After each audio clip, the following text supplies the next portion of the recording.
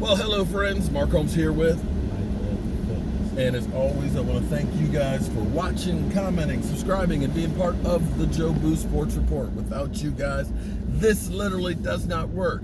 It is finally freaking Friday. Thank God. Man, it's the weekend. Not that it's a difference because I still got to work all during the week. You got big plans for the weekend? Any plans for the weekend? We got to finish the bar. I got to go to Ellen's too. I got to get the keyboard slide and take care of that.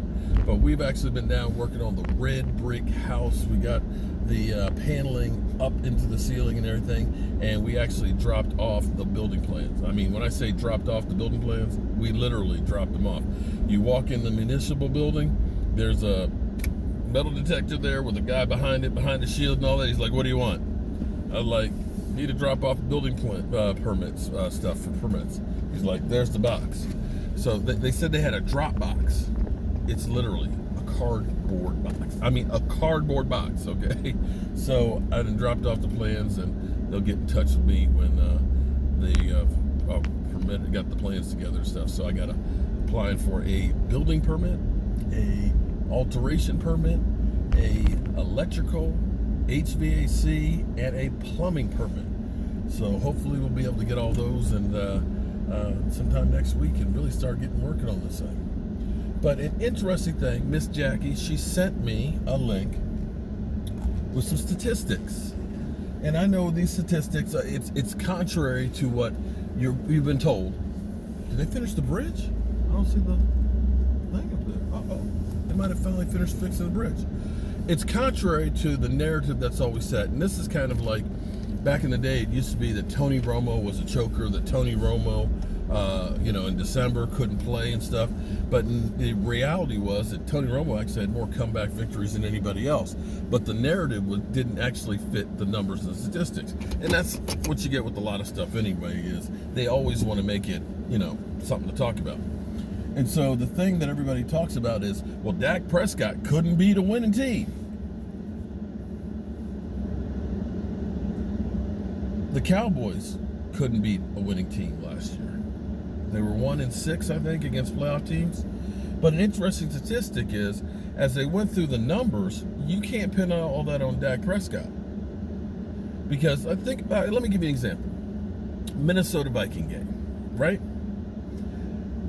If you want to say Dak Prescott lost the game, Dak Prescott threw for 397 yards, 3 TDs, and 1 interception. Kirk Cousins only threw for like 220. So are you saying that Dak Prescott's the reason that they lost that game?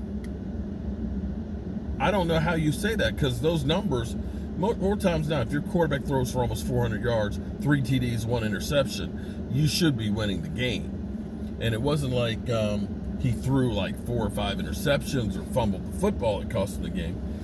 That was one of those ones that you can definitely go back and look at Jason Garrett. Dak Prescott had the hot hand. He took him literally from behind, from about the 8-yard line, got him down in the red zone, and here it is. Zeke Elliott hadn't been running all day because they decided we're going to stop the run, and your coach fell right into it and said, "Oh, we're going to run Zeke Elliott." And we'll put on there too that our kicker missed the field goal. Had that kicker made the field goal, we would only need a field goal to win the game. So you could look at games like that and say your quarterback actually played well. How well did he play?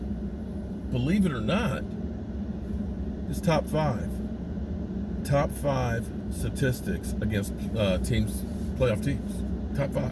You got Pat Mahomes in there. You got Ryan Tannehill. You have Pat Mahomes, Aaron Rodgers.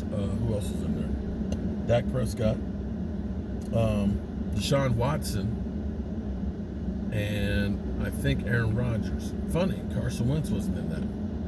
But again, I know all the Dak haters going to be going through and saying, "Oh yeah, well that's bullshit, man. Dak sucks. He ain't worth jack." What do you think about that, Mike? I can really care less. About Dak? I mean, about Tony Romo. I don't care about Tony Romo. I'm not talking. I'm just saying about the statistics that Dak actually played well against playoff teams. Statistics.